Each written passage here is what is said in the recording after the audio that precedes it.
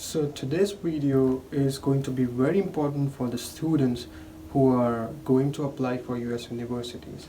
It doesn't matter which background you're coming from. Are you coming for a master's, or are you coming for bachelor's, or are you coming here for a PhD, or you are doing your MBA over here. This video I'm going to focus on 4 parts how to get your US universities application perfect, or you can say that 4 tips to get your university application in an organized way so that your chances of getting accepted to the university is getting higher. So let's get started. Now before I start, I want to say that in the United States, when you apply to a university, the university does not look at you just on your numbers or your GPAs and everything, but they calculate you or based on your all as a person. They calculate you one as a person and not just based on your grades or numbers. So if you consider 100% as your application process, then I want to divide it into the 4 parts.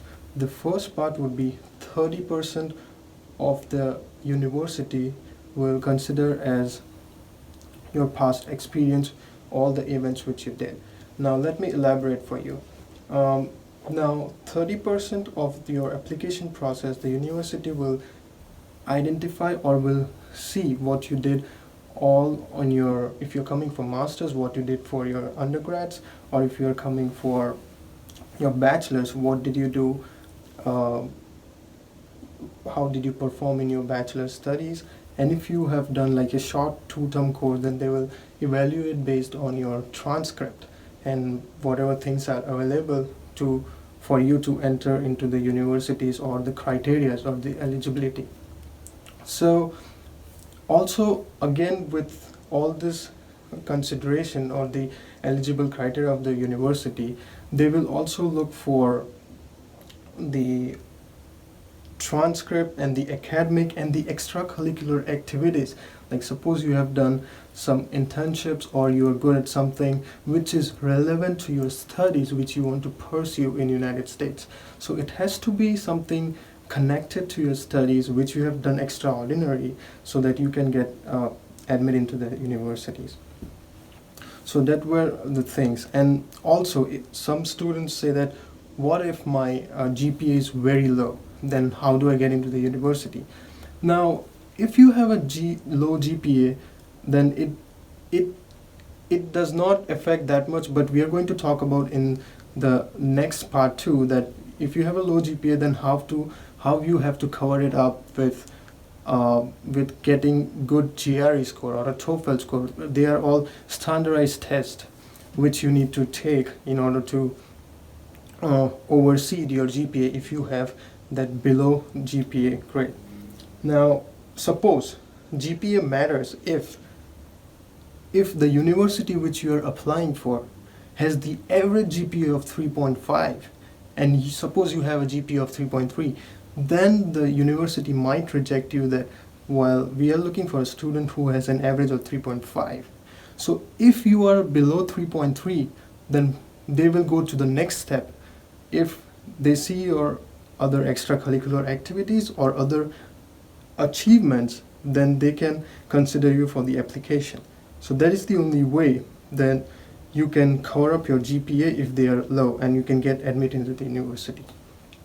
Now this was the first part, where we divided 30% into your past experiences, which includes GPA, internship, your all the work experience, and the publications in the journals if you have done. So that is the 30% which they will consider.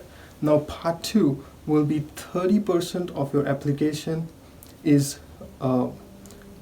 judged or is considered according to your standardization test scores.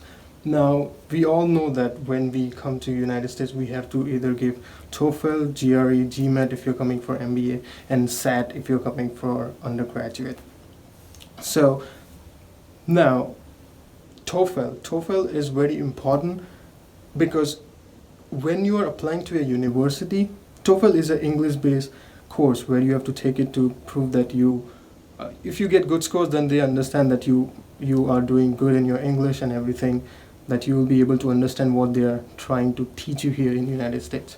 So it's very important, TOEFL, because if you're planning to apply for a teaching assistantship position before you get admitted to the university, they will look into your TOEFL score. Like suppose you hire universities like MIT, Harvard, you need a 110 score out of 120 if you want a teaching assistantship position. So let's suppose the average TOEFL score you have, the university accepts is 100, and suppose you got 90, then they might reject you in case that we wanted the student to get that TOEFL grade of 100. But suppose you are applying to the university for a teaching assistantship, then their criteria increases to 110 because they expect you to know English, because teaching assistantship under professor is something which you have to teach the students in order to assist the professor. So they are looking for a candidate who has higher understanding of English and who can speak very well English. So in that case, the criteria of TOEFL gets increased. And other exams like GRE, GMAT, and SAT, like suppose for GRE 320 out of 340 is considered very well for the good university like MIT. For SAT, it will be like 700, and for TOEFL, it's 100 is considered to be good. But GRE, university will accept whatever score you have, but then again it will come into consideration. Suppose you and other student have the same TOEFL score of 90 out of 120, suppose, then they will move to the next step, would be the GRE. So in that also we have verbal and quantitative. So you have to, they might consider application based on those criteria, that you have like 80 in TOEFL and the other guy has 85. Or suppose the university has a cutoff of 80 and you got 79, then that university has the chance that they might reject your application. But so this is the second part, which is very important, are the standardized tests that all GRE, GMAT, and everything which you need to take. They are also very important in considering or getting into a university or getting accepted. Now, since we talk about two parts, let's move on to the third part. So the third part of the 100% application process is personalized statements, or you can say a motivational statement, like statement of purpose, letter of recommendation will be the next, but this is a statement of purpose. Now, when you apply to a university, as I said before, the university does not look at your just the number of grades he got, or just the numbers like, okay, he has got higher GPA, let's take it and everything. No, they also look at the statement of purpose. Why? The reason why they ask for it, because this is the only chance you can stand out of other applications, or you can mention all your extracurricular achievements or your activities in regardless of your resume. In resume you write your academics, that's perfect, but statement of purpose describes you as a person who can achieve other things than your academics, because your resume speaks about your academics. So statement of purpose mainly focuses on your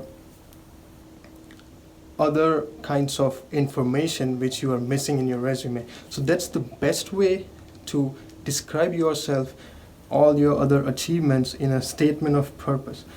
Make sure that you are realistic about it and you don't just copy paste from someone else.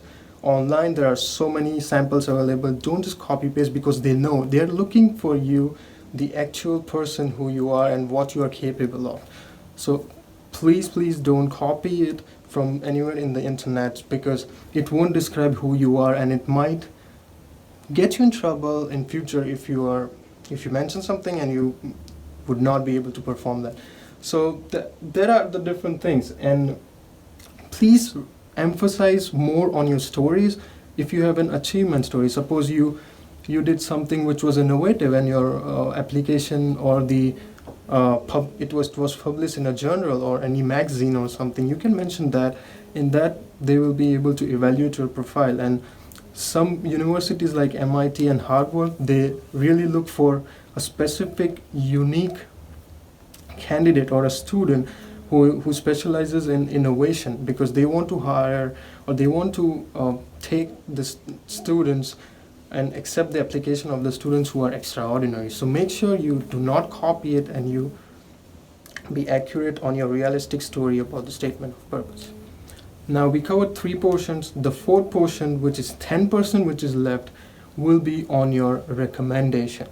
Now, the purpose of writing letter of recommendation from the person who knows you very well, please make sure that the letter who is writing on behalf of you or explaining you, he knows all the insights of you. It cannot be anyone who doesn't know you properly. He has to know you, and he has to know your abilities, and he has to describe you accurately, because recommendation, letter of recommendation, it won't help you just in getting into the university, but in future when you will graduate, many of the companies might take your letter of recommendation from the networking you made or the person who know you, because they want to see from others' perspective, like how you are and how you will perform in a certain level of if you put it in a zone, how will you perform. So this were the 4 parts where the universities will look into your application, and there are the 4 top tips how you can make your application look very perfect. The first was 30% will be of your application, of your all the past experiences, of GPA and everything. The second part is 30% of your application will be based on your standardized test like GRE, GMAT, TOEFL and everything. The third, which is 30%, will be based on your letter of what you call the statement of purpose. So all the 3 are very important. They are divided into 30% each, and the 4th part is the letter of recommendation. So these are the 4 parts which we need to consider, or the universities consider. So, and please remember that university measures you or gets you an admit when they evaluate whole as a person, but not just in your academics or numbers. So that's it for this video. I hope you like this video, and if you like this video, please subscribe to my channel, and you can also ask me questions. I have given my email ID, and I have linked my Instagram on this account. So if you guys have any questions regarding anything, please feel free to contact me, and I will get back to you. And if you have any comments on this video, or if you want me to make any videos related to certain topic, please let me know so that I can evaluate and I can make videos on that. Okay, thanks for watching, and I hope I'll see you in the next video. Thank you.